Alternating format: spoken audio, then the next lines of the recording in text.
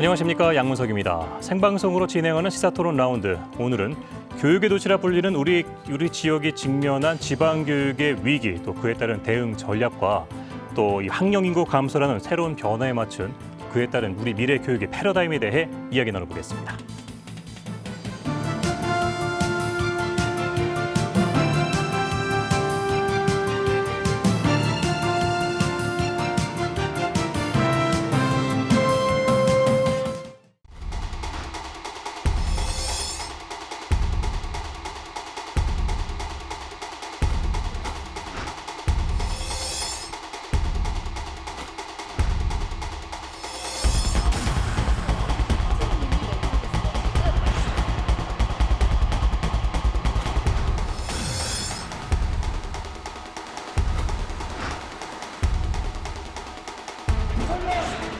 우리 학교는 우리가 지켜낸다.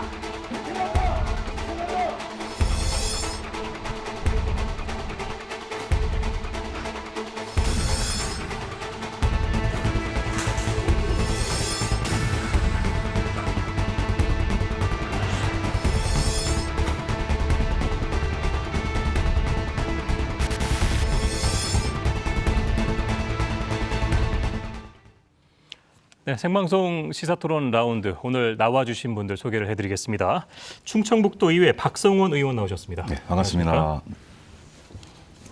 네, 그리고 서원대학교 교육학과 허은정 교수님 함께하셨습니다. 네, 안녕하세요. 안녕하세요. 충청북도 교육청 김상열 과장님 자리해 주셨고요. 네, 안녕하세요. 그리고 괴산 북중학교의 김석규 선생님 함께하셨습니다. 네, 안녕하세요. 안녕하세요. 자, 생방송 시사토론 라운드 본격적으로 시작을 해 보겠습니다. 충북도 그렇고 청주는 이제 교육의 도시를 우리가 잘 알아왔는데 오늘 이 지방 교육의 위기란 주제로 토론을 하게 됐습니다. 비단 충북만의 문제는 아닐 겁니다만 이 교육의 도시라는 자부심에 참 위기가 찾아왔습니다. 먼저 이 지방 교육의 위기 가장 큰 원인이 어디에 있는지부터 좀 한 번씩 좀 이야기를 듣고 시작을 해보겠습니다. 먼저 박 의원님부터 좀 말씀해 주시죠. 네, 어제 국회에서 대통령께서 국회 연설을 하셨습니다. 거기에서도 이 교육 문제를 언급을 하셨는데 그만큼 교육 문제가 우리 그 나라에서 굉장히 복잡하고 종합적인 문제를 가지고 있다 이렇게 좀 판단하고 있습니다. 지방교육의 문제는 사실은 이런 교육 예산이라든가 또는 사교육 문제, 또 불공정과 이런 양극화 문제보다도 더 심각한 것은 지금 현재로서는 저출산과 노령화 그리고 지역이 사라지고 있다는 것이 문제가 아닌가 이렇게 좀 판단이 되고 있습니다. 실제 우리 지역 내에 단양 같은 경우에도 이미 이제 지난달에 인구 3만 명이 무너지는 이런 상황이 됐습니다. 그 중에서도 생산 가능 인구는 적어지고 그러니까 노인 인구는 많아지는 그런 그 문제점들 때문에 이제 학력 인구가 현격하게 감소하는 문제들이 지금 나타나고 있는 것이 가장 큰 문제가 아닌가 좀 판단이 됩니다. 우리가 실제로 3년 전에 인구 감소에 관한 예측들을 했었는데요. 3년 전에 인구 감소에 관한 예측들을 할 때 최근 10년 내에 아마 인구 감소가 시작될 것이다라고 판단을 했었는데 그것이 예측이 어긋났죠. 이미 10년 정도 앞당겨서 인구가 급감하고 있는 그런 상황입니다. 인구의 급감과 그리고 학령 인구 감소, 그리고 그에 따른 지역의 학령 인구가 빠지면서 학교가 사라지는 이러한 고리가 계속 이어지고 있다는 것이 지금 지역의 가장 큰 문제인 것 같고 지역 학교를 유지하고 있는 3주체가 학생이 가장 중요한 핵심이라고 본다면 학교의 존립 기반도 위협하고 있는 상황이 아닌가 이렇게 판단이 되고 있습니다. 그렇습니다. 저출산과 고령화 이 두 가지가 큰 문제인데 선생님께서는 어떻게 보시나요? 현장에 계시니까 더 와닿으실 것 같은데. 네, 저는 이제 그런 숫자의 문제보다 현장의 분위기는 학생들이 굉장히 무기력한 모습이 수업 시간에 많이 연출되고 있는데 이제 이거는 서울이라고 나타나지 않는 현상은 아니지만 우리 지방은 특히 또 학생들의 무기력이 더 심각하다. 이거는 이제 이게 자기의 진로에 대한 불투명함이라든지 이런 청년 실업의 문제 흔히 보고 듣고 또 입시에 있어서는 굉장히 기울어진 운동장을 어떻게 할 수 없는 상황에 대해서 좀 불안감들이 크기 때문이라고 보이는데 예. 그게 실제는 또 가정에서 아이들을 정확하게 가르치고 이런 데 대한 것도 굉장히 무너지고 있다. 왜냐하면 같이 저녁을 먹는 가정이 뭐 시골이라고 해서 그렇게 굉장히 적습니다. 오히려 예. 이게 아이들이 방치되고 굉장히 시골의 산골의 면 단위인데도 이렇게 부모님이 오실 때까지 혼자 있어야 되는 상황 이제 그런 거에 대해서 가정이 역할을 못 하고 있는 것 이런 예. 거는 굉장히 큰 문제이고 가정의 문제도 네, 있다. 그리고 예. 학교가 그런 거를 돌봄으로 어떤 보완할 수 있기를 기대하는데 또 그렇게 1, 2학년만 돌봄을 하거나 뭐 예. 초등학교 그래서 그렇다고 해서 학교에서 6학년까지 모두 돌봄을 해준다고 하는 건 대책이 아닌 것 같아요. 가정이 제 역할을 해야 된다고 생각이 듭니다. 예. 그리고 그런 점을 이제는 좀 마을에서도 가정이 제대로 못하면 이웃의끼리라도 자기 마을의 아이를 좀 같이 돌보려는 그런 게 있어야 되는데 그런 점까지도 요즘에 이제 문제를 인식한 분들도 있지만 아직까지 예. 그런 대안을 찾고 있지 못하고 그냥 아이들 혼자 방치되고 있는 게 굉장히 문제다. 예. 저는 그렇게 생각합니다. 그래요. 예. 허 교수님은 어떻게 보십니까? 네, 저는 앞서 두 분 말씀하시는 거에 동의합니다. 예. 간단하게 말씀드리기 어려울 만큼 복합적이기는 하지만 일단 우선적으로는 인구 국감이고요. 그리고 두 번째로는 수도권이나 이런 타 지역에 비해서 상대적으로 경제적이나 사회적이나 교육적인 여건이 어렵기 때문에 젊은 층이 계속 밖으로 나갈 수밖에 없다라는 사실 이런 두 가지 점으로는 말씀드릴 수 있겠습니다. 예. 저출산 고령화에 따른 학령 인구의 감소, 뭐 우리 지역뿐만 아니라 뭐 국가적인 문제이기도 합니다. 자, 과장님, 실제로 이 초중고 학교 이 수와 학생 수에 대한 어떤 자료가 있을까요? 10년 전과 비교했을 때, 네네. 예, 얼마나 줄었습니까 지금? 제가 좀 자료를 하나 준비해 왔습니다. 예, 저희 그 충북 교육청 그 산하의 초중고등학교를 저희들이 비교를 했는데요. 2009년과 2019년의 학생 수 비교입니다. 예. 이게 학교 수는 크게 지금 비교 의미가 없습니다. 왜 그러냐면은 학교는 10년 동안 2개가 줄었습니다. 이 소리는 그럼 학교가 그대로 유지되었다는 거냐? 그것은 아니고 상당히 많은 학교가 폐교가 되었는데 예. 또 새로 신설되는 학교가 많아요. 그래서 예. 학교 숫자는 크게 변동이 없고요. 예. 학생 수는 이 도표에서 보시는 바와 같이 약 6만 3천 명 정도가 줄었습니다. 10년 전과 비교했을 때, 예. 그래서 23만에서 17만 정도로 지금 줄어서 비율로는 26.9%, 약 27%가 줄어서 상당히 많은 학생 수가 줄고 있다라는 이 통계 자료가 있습니다. 예. 이 비율, 이 속도는 더 커질지도 모른다. 이게 또 큰 걱정거리입니다. 말씀하셨지만은 그래서 이 학생 수가 줄다 보니까 폐교된 학교도 굉장히 많이 늘고 있거든요. 네네. 예, 근데 일부에서는 이 폐교에 대해서 좀 부정적인 시각도 있는 것 같고 여기에 대해서는 좀 어떻게 보시는지 과장님께서는 학교 폐교에 대해서 과연 폐교만이 정답일까요? 폐교가 정답은 아니죠, 당연히. 그런데 이제 정말 불가피하게 저희들이 폐교하지 않을 수밖에 없는 그런 상황들이 많이 있습니다. 학생 수가 너무 적기 때문에 아이들에게 정상적인 교육 과정을 운영하는 것이 현실적으로 어렵습니다. 예. 학년별로 학생이 한 2~3명 정도밖에 없다거나 이런 상황에서는 아이들이 어떤 단체 활동도 하기가 힘들고 공동체 의식을 우리가 가르쳐 줄 수도 없는 그런 상황이 되었을 경우에는 어쩔 수 없이 이제 인근 학교와 통합을 하거나 해서 학교가 폐교되는 그런 경우가 있는데 1982년 이후 현재까지 약 한 42여 년 동안 저희 충북에서만 250개 정도의 학교가 초중고등학교가 폐교되었습니다. 예. 김 선생님께서는 어떻게 보십니까? 네, 아까도 말씀드렸듯이 가정과 마을과 학교가 좀 힘을 합쳐서 어쨌든 폐교에 대해서는 대응을 해야 된다고 생각이 들고요. 그거를 특별히 폐교시키는 경우라도 방치하기보다는 폐교된 시설은 그 예전에 어쨌든 그 마을의 사람들이 땅을 기부하고 노동력을 기부해서 학교를 지었거든요. 그래서 이거를 그냥 방치하거나 그냥 어떤 업체에 팔아서 그냥 가공 공장이 된다거나 이런 거는 아주 바람직하지 못한 방향이고 하나의 교육 문화 시설로 다시 살리는 방법을 고민을 많이 해야 될 것 같고요. 이미 폐교된 부분에 대해서는. 예. 그리고 이 폐교를 막기 위해서 어쨌든 우리 마을의 아이는 우리가 같이 키우자는 그런 움직임이 나타나고 있어요. 예. 그래서 이제 그런 거를 좀 적극적으로 해야 되지 않을까. 예. 뭐 그렇습니다. 예. 박 의원님 한 말씀 해주시겠어요? 예.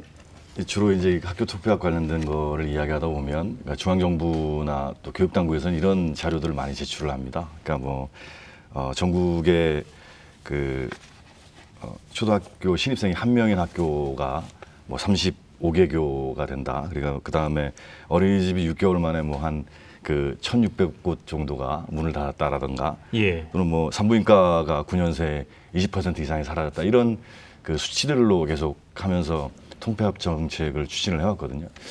며칠 전에 그 교육부의 유은혜 장관이 그 통폐합 정책을 일부 기조 변화를 하겠다라는 발표를 했었고요.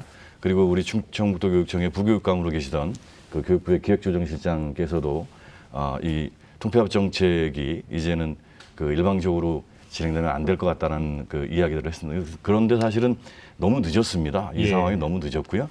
저는 교육위원회에서 지속적으로 이야기를 했던 것이 작은 학교를 살려야 한다는 이야기들을 계속 해왔었습니다.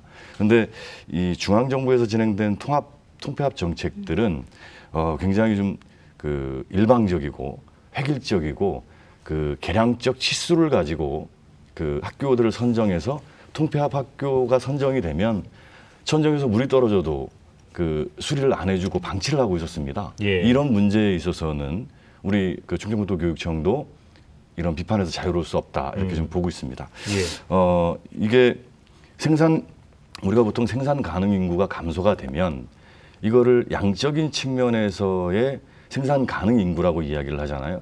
이 생산 가능 인구를 생산 가능케 할 수 있는 인구로 그 인구를 찾아내는 것, 저는 그것이 바로 교육이라고 봅니다. 교육의 본질적인 목적이기 때문에 결국 양적인 측면에서의 생산 가능 인구만 보는 것이 아니라 예. 그 생산 가능 인구가 줄어들면 그 줄어든 인구에서의 생산 가능한 질을 어떻게 만들어낼 것인가를 고민하는 것이 바로 교육이라고 본다면 이미 한참 전에 예. 교육당국에서는 통폐합 정책에 관한 이제 근본적인 되새김을 했어야 한다 이런 좀 생각을 하고 예. 이런 있습니다. 부분은 뭐 네. 교육청에서도 충분히 감안하고 있는 부분이기도 하죠. 네, 근데 예. 조금 또 우리 박성은 의원님하고 조금 그래도 의견이 저희들이 좀 다른 것이 예. 본질적으로 그 중앙 정부가 그 소규모 학교에 대한 정책을 오랫동안 유지해온 그 기조에 대해서는 뭐 맞는 말씀이십니다. 저희들도 예. 동의를 하고요. 그래서 60명 이하 소규모 학교를 통폐합 대상 학교로 지정을 해서 폐교를 종용을 했고, 그리고 새로운 신설 학교를 하나 새로 신설할 경우에 몇 개 학교를 폐교하도록 하는 이런 요구들이 사실 있었습니다. 예. 그러나 저희 김병우 교육감 2014년에 처음 당선이 돼서 취임되신 이후에는 이와 같은 중앙정부의 그 지침이라 할지라도 최대한 저희들은 지역의 여건과 지역 우리 주민들, 학부모들의 의견을 수용해서 폐교 정책을 추진했지, 저희들이 그 기준을 가지고 좀 강하게 드라이브를 걸거나 물리적으로 학교를 통합하거나 폐교시키기 위한 조치를 뭐 그렇게 강하게 취한 적은 없었습니다. 예. 이 중앙정부의 그 정책 자체가 우리가 그 우리 그 충북교육청이 중앙과의 관계에서 그 교육분권이나 교육 자치가 완벽하게 이루어진 상태가 아니고 일단 예산에 있어서 종속이 되어 있기 때문에 예. 지금 그 김상현 관장께서 말씀하신 것처럼 그러니까 교육청 나름대로 애를 썼다고 이야기하지만 중앙정부의 기조를 계속 유지를 하고 있었습니다. 유지하고 있는 상태에서 물론 이명박 정부 때는 학교를 그 통폐합시키지 않으면 이 인센티브를 주는 것만이 아니라 페널티를 주는 것까지 해서 아주 강제를 했었거든요. 근데 그런 이 상황들이 지금 현재의 뭐 아까 말씀하셨던 김병우 교육감 때는 뭐 틀려졌다고 이야기하지만 예. 지금 현재 교육청에도 아직도 그런 기류들은 고스란히 남아 있다. 저는 그렇게 보고 있습니다. 그래서 생각이 좀 틀린 건데요. 예. 예. 자, 뭐 학교가 폐교되는 원인 뭐 여러 가지 있겠습니다만 또 하나 짚어볼 수 있는 게 다른 지역으로의 뭐 인구 유출도 있겠고요. 또 뭐 앞서 VCR에도 보셨겠지만은 지금 우리 지역에서 근무하고 계신 교사들이 충북 지역을 좀 벗어나고 싶어한다 이런 이야기도 굉장히 많이 들려오고 있거든요. 교수님께서도 그 현장에 계시니까요. 예, 실제로 그런 분위기가 많나요? 네, 제가 어디 굉장히 벽지에 가까운 학교에 근무할 때 젊은 선생님이 오셨는데 다시 임용고시를 봐서 경기도로 가시더라고요.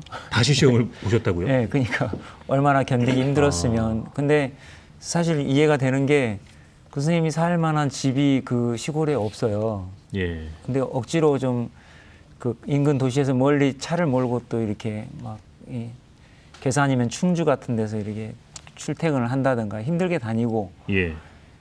또 사실은 또 타시도 원래 출신인데 여기서 시험을 봐가지고 된 거기 때문에 또 자기가 원래 있던 부모님 있는 곳으로 가고 싶어 하기도 하고. 근데 이제 저는 그런 게 교사들이 이 신규 젊은 교사들이 이 읍면 지역에서 살기가 참 여러 가지로 안 좋다. 주택이 없다. 예. 그러면 사실은 그 도교육청에서 뭐 읍 단위는 아파트가 많습니다. 사실 어느 군이나 가면 그런 거를 사서 뭐 이렇게 관사로 쓴다든가 이런 적극적인 정책이 좀 있어야 되겠고, 실제 영동군의 교사들이 만족도가 신규 교사들이 좀 높은데 예. 그 원인을 알고 봤더니 그런 거더라고요. 예. 아파트를 얻어서 이렇게 도에서 관사로 쓰게 해준다든지. 교수님도 이제 그 예비 교사들 많이 접하시잖아요. 실제로 그런 분위기가 많이 있나요? 다른 지역으로 임용 지원을 예. 하고 싶어하는 분위기요. 네, 물론 있어요. 있는데 이제 그 좀 충북 지역에는 교사 양성하는 대학교가 한 10여 개 있습니다.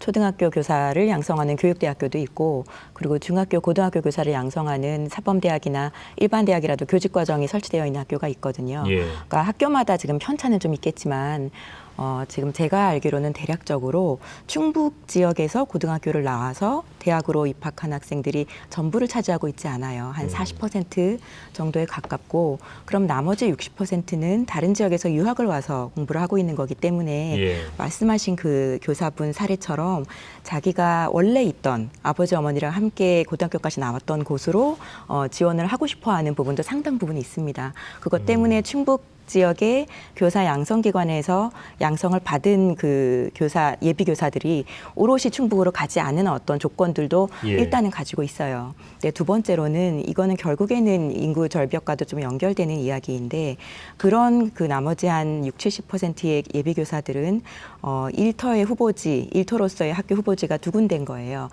4년 동안 공부하면서 익숙해진 충북 지역의 학교로도 지원할 수 있는 마음이 있고, 그리고 이제 원래 있던 고향으로도 지원할 수 있는 마음이 두 개가 있는데, 예. 그런 과정에서 그 임용률, 교사 TO를 더 많이 뽑는 쪽으로 마지막까지 약간 고민하다가 선택을 하게 되는 경우도 있습니다. 예. 이런 그 복합적인 이유 때문에 그 충북 지역으로 모두 가지 않는 경우가 발생하죠. 교육청에서도 이 부분에 대한 고민이 굉장히 크실 것 같아요. 네, 선생님들이 이 지역을 떠나고 싶어한다. 네. 뭐 말씀하셨지만 그 정지 여건이 좀 부족한 부분도 있을 거고요.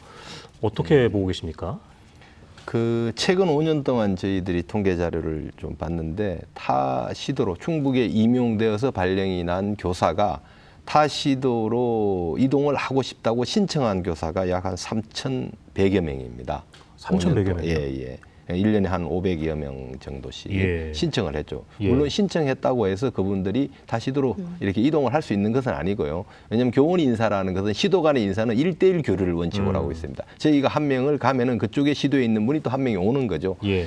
그래서 실제 전출한 교사는 350여 명으로 전체 희망한 교사의 11% 정도가 충북을 떠났습니다. 물론 떠났다는 소리는 그만큼의 타시도의 교사가 저희 지역으로 왔습니다. 예. 그렇기 때문에 저희 지역의 교사의 뭐 숫자가 부족하다거나 변동이 있다거나 이런 건 아닌데, 어쨌든 우리 지역을 떠나서 다른 지역으로 가고자 하는 교사의 희망하는 비율이 전국적으로 대단히 저희 충북이 높습니다. 예. 그 점에 대해서는 저희들도 많은 걱정을 하고 있고요. 그것은 뭐 여러 가지 원인이 있겠지만 요즘 젊은 세대들이 좀 도시 생활에 대한 선호가 높습니다. 그래서 우리는 가까운 지역에 대전도 있고 세종시도 있습니다. 예. 그리고 또 서울과 인천 등 수도권 지역으로 떠나고자 하는 젊은 교사들이 많아서 여기에 대한 좀 대응 정책 같은 걸 좀 그렇죠. 만들어야 그거는 이제 되지 아까 아까 우리 예. 김석규 선생님이 말씀해 주신 것과 마찬가지로 일단 이분들이 우리 지역에서 근무하는데 불편함이 없도록 그런 어떤 복지적인 정책을 저희들이 좀 펼쳐야 돼서 예. 관사를 지금도 많이 확충하고 있습니다. 그러나 우리가 뭐 원하는 선생님들 숫자만큼의 관사를 한꺼번에 이렇게 확충해 줄 수 있는 그런 예산적인 여유는 좀 부족해서 좀 원거리 지역에 해당되는 예. 단양이나 영동 지역을 좀 우선적으로 그래도 배치를 하고 있고, 그 다음에 이제 군 단위, 읍면 단위도 저희들이 많이 좀 확충을 하고 있습니다. 다만 지금 사각지대가 좀 있어요. 충주와 제천은 시라는 이유 때문에 이 지금 규정상 관사를 못 주게 되어 있어요. 예. 이걸 좀 저희들이 좀 풀어달라고 요구를 하고 있습니다. 왜냐하면 충주나 제천 지역에 근무하는 분들도 타 시도에서 오신 분들이 많거든요. 그래서 이분들의 어떤 근무 여건 개선을 위해서도 저희들이 관사를 좀 많이 확충을 해드려야 되겠다. 그렇다면 예. 관련된 규정도 좀 이렇게 풀어서 그분들에게도 혜택을 줄 수 있는 그런 정책들을 저희들이 예. 계속 추진하겠습니다. 물론 그런 뭐 인프라적인 문제도 있겠지만요. 어떤 교육 정책에 대한 뭐 부족함도 좀 있을 것 같거든요. 선생님 보시기에는 어떻습니까?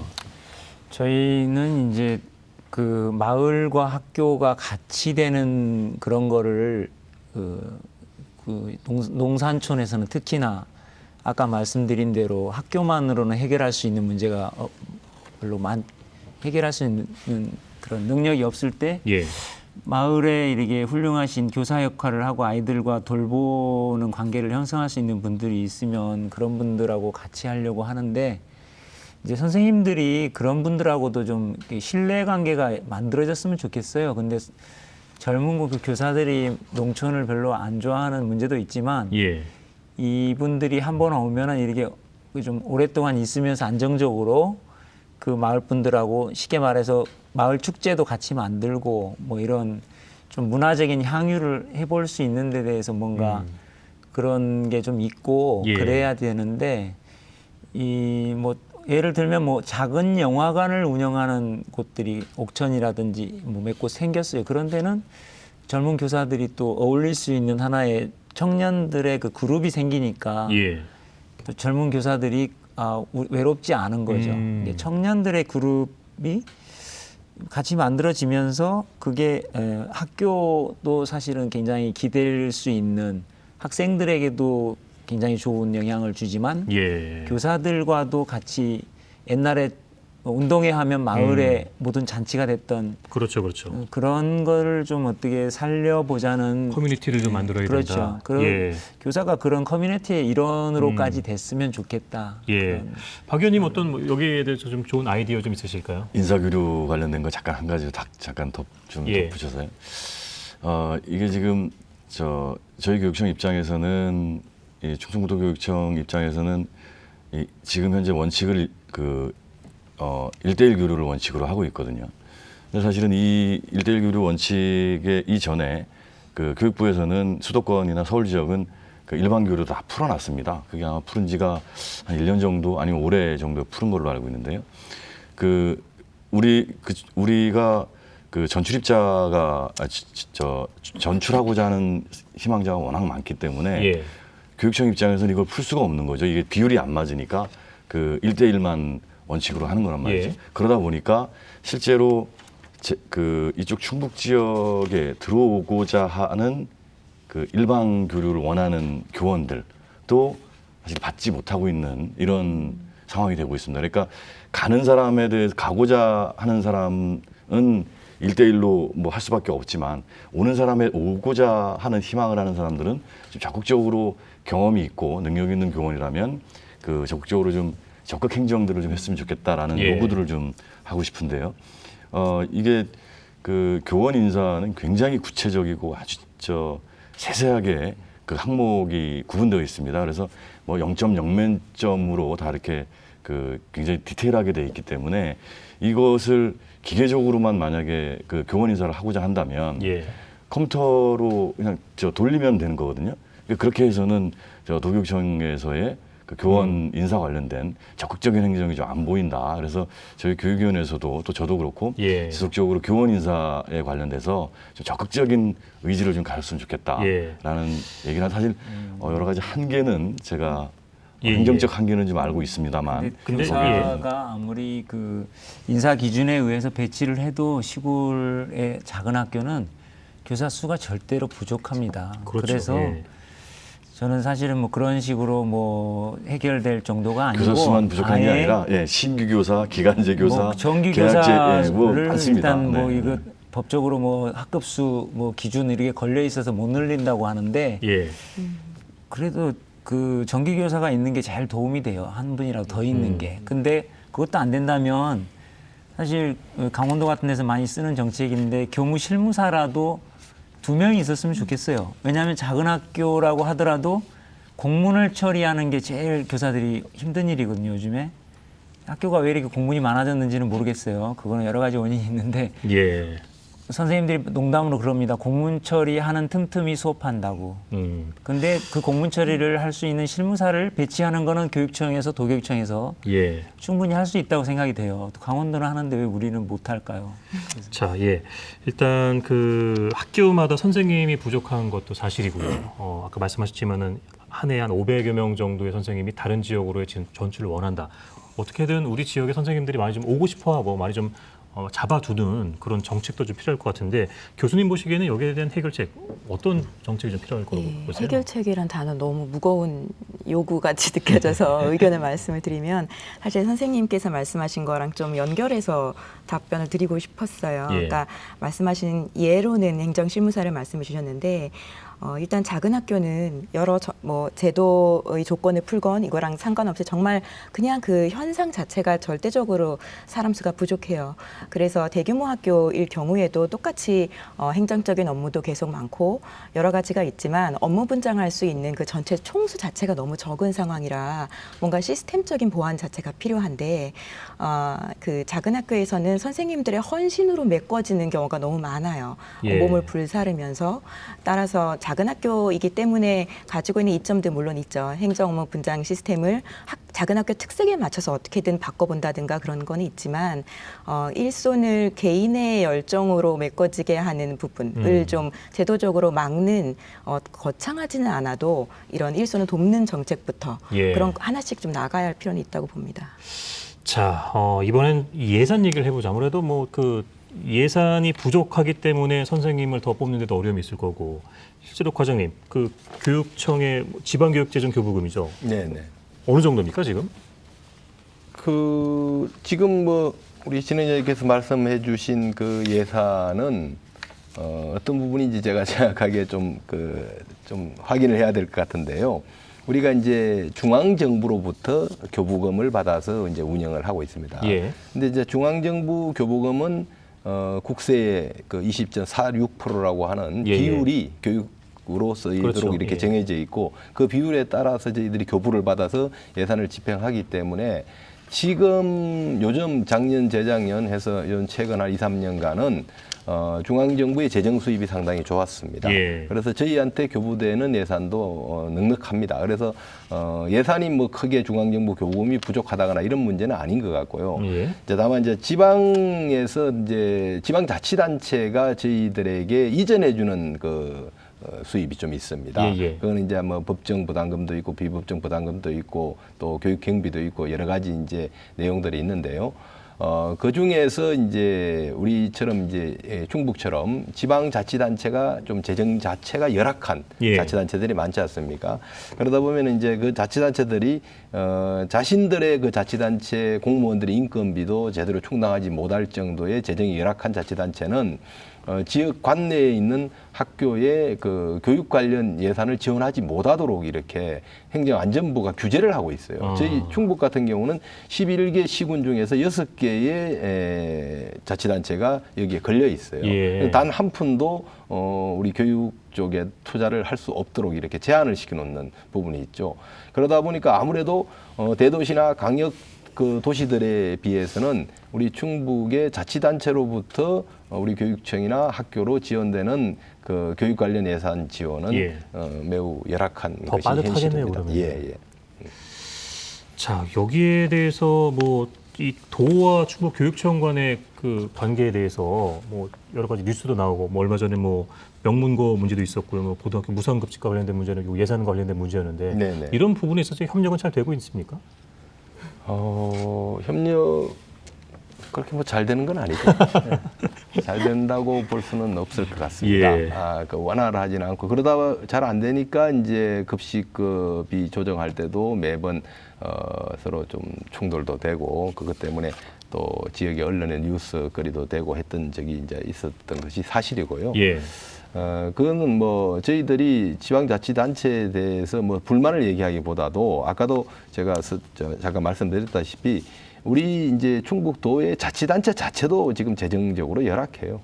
여러 가지 지역 주민들의 요구와 수요를 따라갈 수 없을 만큼 재정적으로 어려운 그런 상황에 놓여 있기 때문에 저희 교육청까지 챙길 만큼의 여력이 예. 없다라는 것도 이제 사실입니다. 다만 우리가 이제 아쉬운 점이 있다면은 그럼에도 불구하고 지방자치단체도 전부 다 주민이 직접 선출하는 선출직 그 자치단체장들이기 때문에 예. 아무래도 그 자치단체장을 선출해주는 유권자들을 향한 예산 그 예. 배정이 조금 더 많은 것 같아요. 그런데 알겠습니다. 우리 학생들은 당장에 표를 주는 유권자가 아니기 때문에 예. 교육에 대한 관심이 조금 덜하지 않는가 하는 아쉬움이 있습니다. 박 의원님 보시기는 어떻습니까? 예산과 관련된 문제라든가 제대로 정책적으로 집행이 되고 있는지 이 교육청 관련해서요. 사실 마을에 학교가 없어진다는 것은 사실 굉장히 참담한 일이죠. 그렇기 때문에 인구 절벽이라고 하는 이런 그 시대의 화두, 거스를 수 없는 그 화두에 있어서는 저는 그 주민의 직접 선출에 의해서 뽑힌 지방자치단체장도 마을을 유지하고 또 지역을 유지하기 위한 그 최소한의 그 최대의 목표치가 교육이라고 좀 판단하신다면 예. 지방자치단체장들의 이 교육에 관한 관심 이거 좀 무엇보다 중요하다 이렇게 좀 판단을 하고 있습니다. 실제로 아까 전 교육경비보조금 잠깐 이야기를 했었는데요. 교육경비보조금을 6개 그 군이 지방자치단체가 지원하지 못하게 이 박근혜 정부 때 이 법을 만들어놨습니다.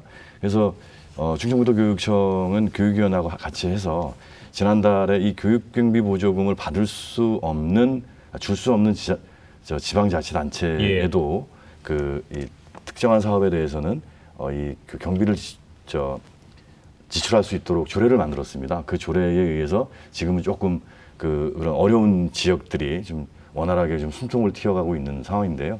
이 교육경비보조금이 그 각 시군별로 5% 정도, 5%로 다 거의 다 그 조례에 규정이 돼 있는데 실제로 물론 그 지방자치단체의 어려움들은 알고 있습니다. 그런데 지방자치단체는 실제로 직접적인 그 과징을 할 수 있는 권한을 가지고 있는 데 반해서 교육청들은 과세를 할 수 있는 권한이 있는 게 아니거든요. 대부분 다 이전 수입을 해야 되기 때문에 어찌 보면 교육청이 지방자치단체당은 손을 벌리는 이런 상황이 만들어지는데 이런 모습보다는 교육청과 지방자치단체가 같이 머리를 맞대서 지역을 살리는 길, 그다음에 교육을 살리는 길에 함께 좀 머리를 맞대고 예산 문제를 해결해야 되지 않을까 이렇게 좀 판단해요. 너무 그 액수를 늘리는 문제보다 사실은 그 돈을 쓰는 전략이나 어떤 우선순위에 대한 시각이 좀 바뀌는 게 좀 우선이 아닌가.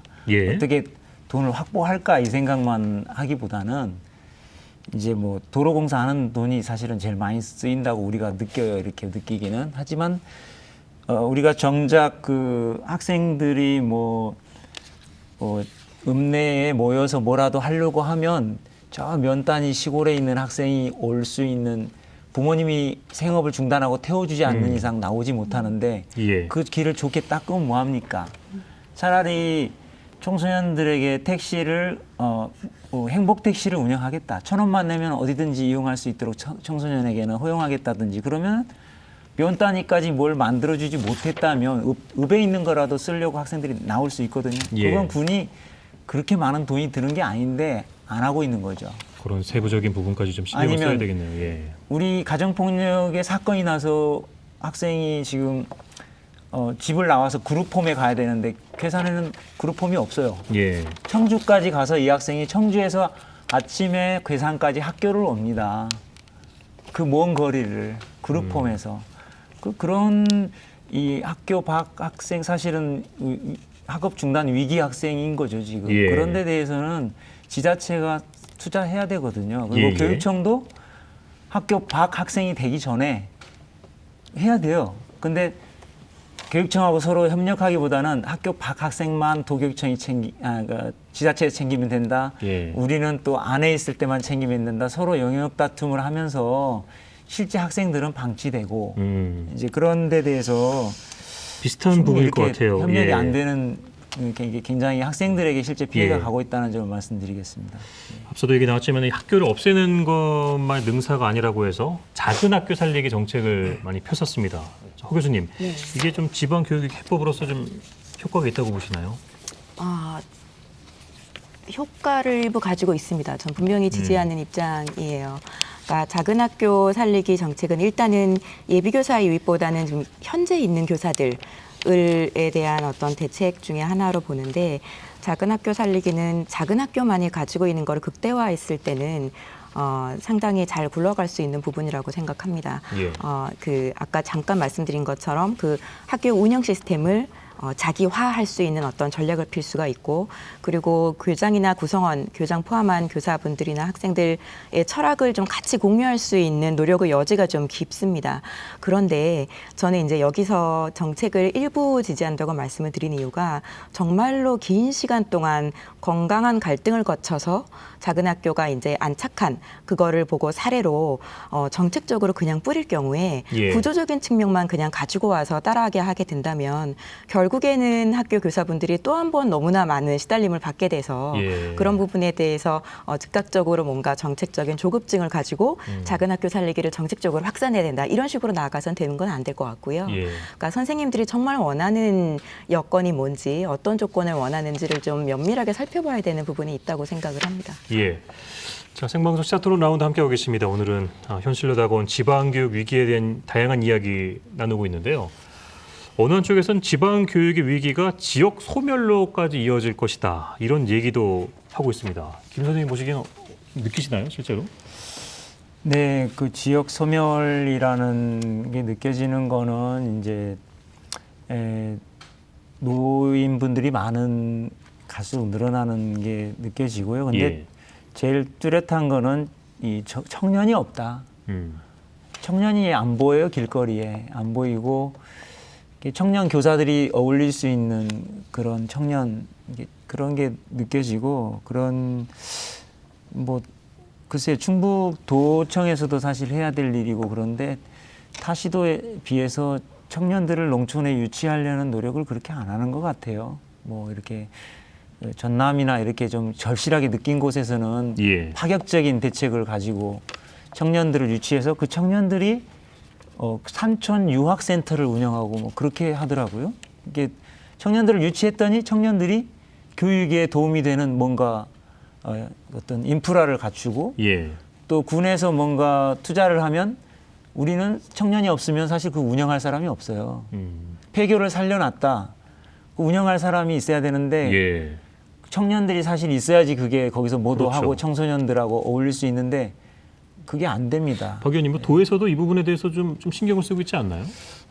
저는 작은 학교 살리기와 관련돼서는 이제 지속적으로 주장을 해왔던 건데, 사실은 교육 당국의 입장도 일면 또 이해를 합니다. 작은 학교가 가지고 있는 교육 과정에 관한 문제, 그 다음에 교육의 질 문제, 또 아까도 과장님께서 말씀하셨던 것처럼 그 1대1 아이들이 없어서 친구 간의 스킨십 문제라든가 공동체에 대한 인식에 대한 함양 문제, 이런 여러 가지 문제들이 나타납니다. 그러나 이 학교를 조금 전에 제가 그 모두 때 이야기했던 것처럼 일방적으로 국가에서 통제하듯이, 또는 교육청에서 통제하듯이 그 통합정책을 수치로 계량화해서 그 집행하는 이 통합정책은 반드시 좀 수정돼야 된다, 이렇게 좀 보고 있고요. 예. 저는 그것에 대한 대안으로 호주나 미국이나 이런 곳에서 지금 채택하고 있는 교육 영향 평가라고 하는 제도를 도입을 해서, 이것이 그 사회적으로, 문화적으로, 경제적으로,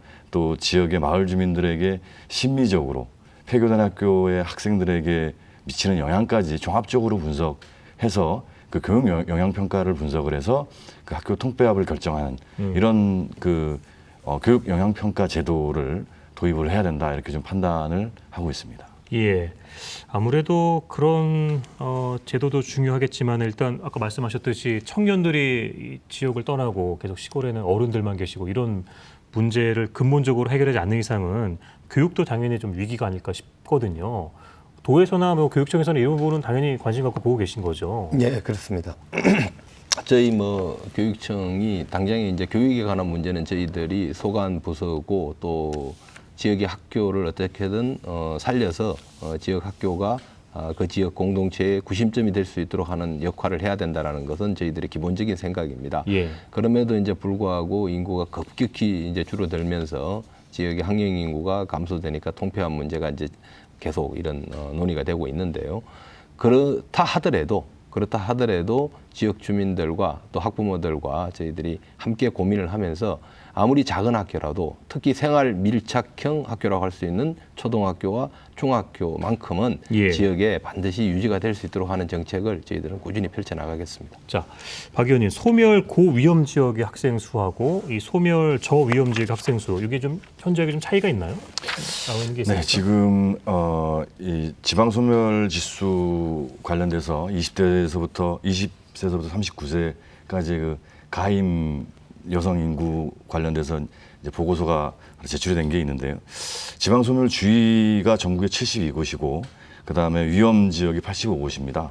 이 중에서 그 전체 지자체의 지금 62.8%가 소멸할 가능성이 있다 이렇게 보는 건데요. 이 지방자치단체만이 아니라 읍면동 지역은 훨씬 더 이제 심각하게 지금 그 소멸될 위험성에 놓여 있습니다. 소멸 위험 지역의 학생 수는 60명 이하의 초등학교는 58.5%로 두 곳 중에 한 곳이 그 60명 이하의 초미니 학교입니다. 그리고 예.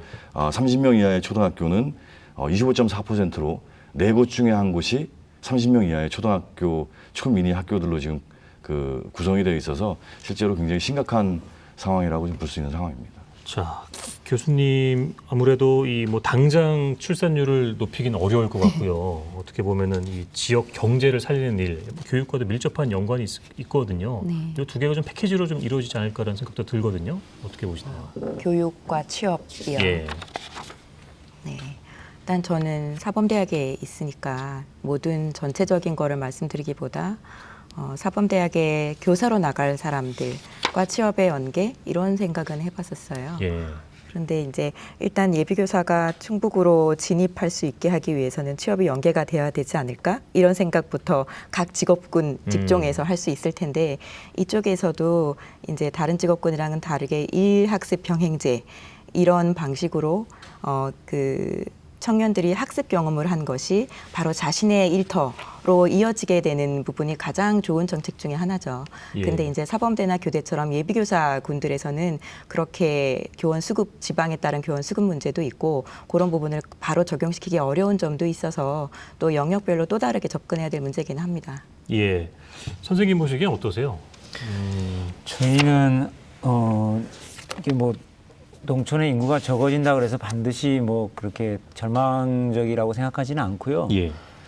어떻게 보면 이제 사회적 경제라는 화두를 굉장히 들고 나올 지가 오래됐는데 어떻게 이제 로컬 푸드라든지 뭐 먹거리 주권이라든지 순환 경제라든지 뭐 여러 가지 말만 무성하지 실제 이제 그게 어떤 사회적 경제라는 부분으로 지금 제대로 못하고 있는 것 같은데 오히려 근데 그렇지만 농촌에서는 지방일수록 서로 안면 관계가 있고 서로 예. 신뢰 관계가 쉽게 형성되고 그러기 때문에 우리는 결국엔 취업이나 이런 부분도 교육 분야에서도 사실 일자리는 그런 식으로 생길 수밖에 없지 않느냐. 학생들에게도 학교에서 사회적 경제 협동조합과 뭐 학교 내 협동조합도 운영하듯 예. 마을과 협동조합, 마을 여행 협동조합 뭐 이런 것들도 지금 하면서 아이들이 소풍을 마을 소풍이라고 하더라고요. 전라북도 정읍에 갔더니 소풍을 롯데월드로 가지 않고 자기 지역 마을을 잘 이해하는 걸로 소풍을 하는 거예요. 근데 마을 어르신들이 이제 밥도 해주고 뭐 이렇게 이제 그게 하나의 이제 예. 프로그램이 되는데 이제 여러 가지 관광도 뭐 신경 쓰고 그러지만 크게 뭔가를 한다는 것보다는 그 지역 내에서 이 경제가 순환 경제가 될 수 있는 데 대해서 우리는 좀 더 연구를 하고 학생들에게도 가르치고 그게 우리 지역에서 학생들이 살 수 있는 하나의 직업 예. 이런 거를 창업과 창직이라고 요즘은 그러는데 그런 분야를 좀 활발하게 이렇게 개척을 예. 하고 그 관청의 도청이나 지자체나 이런 데서도 좀 굉장히 열심히 후원을 하고 해서 예. 말씀하신 부분을 좀 그렇게 했으면 정책화시키는 방법도 좀 있을 것 같습니다, 과장님. 예. 예. 저희 입장에서는 어떤 생각이 좀 드냐 하면은 그 과거 우리 그 산업화 시대에는 학교 하면은 과밀, 학급 이게 연상이 되고 또 획일적인 교육과정 운영 이런 것들로 연상이 됩니다. 즉 산업화 시대에 필요한 그 인력 자원, 인적 자원들을 빨리 사회에 배출하기 위해서는 학교라는 교육기관을 통해서 소위 말하는 대량 생산을 해왔던 것이죠. 예. 그런데 지금은 인구 급감 시대에 저출산을 해서 상당히 우리가 위기다라고 얘기하지만 저희 교육계 입장에서는 이 위기를 저희들은 기회라고 생각을 하면서 교육의 질을 좀 높여야 되겠다. 예. 좀 더 구체적인 뭐 정책 좀 대안 같은 게 있을까요? 그래서 저희들은 상당히 교육과정도 이제 개별화 교육과정, 맞춤식 교육과정으로 지금 전환해 가고 있습니다. 학생 한 명 한 명이 소중하다라는 그런 인식을 가지고 그 학생에 맞는 교육과정도 저희들이 만들어내고 또 학교도 다양한 그 특성들을 학교마다 달리 좀 적용을 함으로써 아이들이 본인의 적성과 소질에 맞추어서 상급 예. 학교에 진학도 할 수 있는 이런 시스템들을 근데 구축함으로써 오히려 그런 게 교육의 질을 고등학교 수준까지는 사실은 거의 시도가 못 되고 있고 예. 저는 걱정되는 게 고교 학점제라든지 이런 게 시행되는 데 대해서 충북이 굉장히 불리한 상황인데 이제 그런 게 좀 학생들이 진짜 또 오히려 우리 지역에 있기 때문에 고교 학점제를 가지고 학교 밖에서 학점제로서 뭔가를 더 잘할 수 있는 그런 거를 찾아내야 된다고 생각합니다. 근데 그런 데 대해서 지금 준비가 사실 굉장히 예. 미흡하고 교사들 자신들이 또 고민하고 있지는 아직 못해요. 정책적인 연구만 하고 있지. 예. 근데 22년부터 당장 시작하겠다고 지금 상황 그렇게 돼 있는데 그냥 온라인 교육 과정을 그냥 수강하도록 할 것인지 아니면 예. 교사들이 정말 준비를 해서 제대로 하게 할 것인지 이런 거는 우리나라 교육 정책이 한번 시작될 때 준비 없이 시작하는 경우가 많거든요. 예. 좀 걱정이 알겠습니다. 됩니다. 그런 짧은 시간 동안 정말 많은 부분에 대해서 이야기가 나왔는데요. 토론 마칠 시간이 다 됐습니다. 위기에 처한 지방 우리 지역 교육을 위해서 현재로서는 이게 가장 필요하다, 가장 우선적이다라고 생각하는 부분이 있다면 한 분씩 좀 말씀을 좀 들어볼게요. 예, 짧게 김상별 의원님부터. 네, 네. 예, 과장. 예. 네네. 어쨌든 우리 그 나라 전체의 그 위기 상황으로 가고 있는 그 인구 급감 시대에 이 지방을 살리기 위한 정책은 무엇보다도 이제 중앙 정부의 정책이 제일 그 중요하게 좀 추진이 돼야 된다고 봅니다. 일단 지방에서 아이들을 키우고 예. 또 직장 생활을 하면서 생계를 꾸려가는데 부족함이 없도록 하는 그런 다양한 복지 정책이 추진돼야 되겠죠. 예. 그러나 이제 지방 정부는 지방 정부 나름대로 자기 지역의 특성에 맞게끔 우리 지역의 아이들이 어떻게 하면은 우리 지역의 자부심을 가지고 이 지역에서 살아갈 수 있도록 만들 것인가에 대한 고민을 해야 됩니다. 저희 예. 교육청에서도 아까 말씀드린 바와 같이 이 개별화 교육 또 특성화 교육을 다양화해서 예. 우리 아이들이 원하는 그런 교육의 질 높은 교육이 이루어질 수 있도록 최선을 다해서 뒷받침할 계획입니다. 예. 이어서 허은정 교수님. 네. 예. 뭐 가장 우선적인 거 하나를 고르는 것보다는 각 주체별로 해야 할 일을 우선적으로 찾아야 되는 게 더 중요할 것 같습니다. 말씀하신 것처럼 중앙정부에서 해야 될 일도 있고 또 교육청에서 해야 될 일도 있는데 양성하는 교사를 양성하는 대학교에서는 일단 이런 환경에서 교사가 해야 할 역할이나 활동 반경이 좀 달라지고 있습니다. 예. 말씀하신 것처럼 고교학점제도 있고 자학기제도 있고 그 역할을 해야 되는 게 굉장히 다기능이라 이제 가지고 있던 교육 과정을 좀 선택과 집중으로 기존 것들을 좀 털어낼 건 털어내고 예. 교육 단계에서부터 필요한 일을 좀 정리해가는 게 필요하다고 생각합니다. 예. 박 의원님. 네. 예. 그 인구절벽 이야기하고 뭐 저출산 이야기를 하면 항상 이 문제를 꼭 여성에게 그 책임을 전가하는 것 같은 이런 그 뉘앙스가 있어서 사실은 이게 아주 오래전서부터 우리가 그 예측하고 있었던 건데 예측한 것보다 예측이 빗나가면서 훨씬 빨리 당겨왔기 때문에 우리가 좀 당황스러워하고 있는 건데요. 아까 과장님께서 말씀하신 것처럼 충분히 위기를 기회로 만들 수 있는 작지만 강한 예. 학교를 좀 만들 수 있을 것 같다고 판단이 돼서 저는 충북형 학교라고 하는 타이틀로 지역의 좀 자율성과 특수성을 그 모아낸 그런 충북형 학교 그 모델을 예. 연구 개발하는 것이 알겠습니다. 시급하게 좀 필요하다 이렇게 좀 네, 판단하고 있습니다. 끝으로 예. 네, 저는 사실 중앙정부보다는 풀뿌리 자치가 더 효과가 있을 거라고 보고 사실은 그 민이 주도해서 공론을 만들고 그러면은 어떤 제안을 하면 관에서 그걸 받아서 충분히 지원해주는 민관 예. 협력이 되는 게 좋겠고 사범대에서도 그 민간 협력 마을과 같이 할 수 있는 예, 예. 교사들을 많이 네. 교육시켜줬으면 좋겠는데 제가 그런 교육 과정을 들어본 적은 없네요. 네, 우리 모두가 함께 머리를 모아서 헤쳐나가야 될 부분이 아닐까 싶습니다. 자, 오늘 나와주신 네 분, 예, 귀한 말씀 고맙습니다. 고맙습니다. 네. 네, 50분 동안 함께해 주신 시청자 여러분 감사드립니다. 저희는 다음 주 수요일 저녁 7시 40분에 더 뜨거운 주제로 여러분 찾아뵙겠습니다. 함께해 주신 여러분 고맙습니다.